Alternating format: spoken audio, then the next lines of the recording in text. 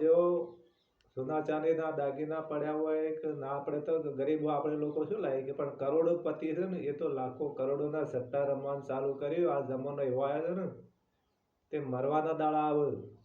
અને ગરીબના ઘેર દીકરીનો વ્યવહાર જે છે એને કાઠું અને કરોડો રૂપિયા વાળાના સમય એવો આવ્યો ને સટ્ટા રમવાના ખેલ આયા. સમય તો જોઈ લો તમે.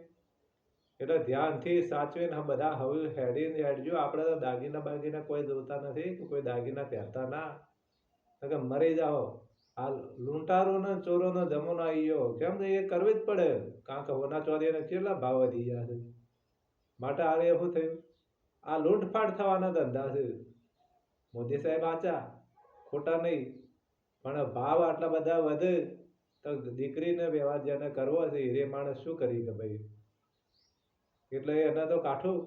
દીકરી જેને વ્યવહાર નથી એને તો કોઈ પડી જ નથી. એને તો સટ્ટા લાખો કરોડો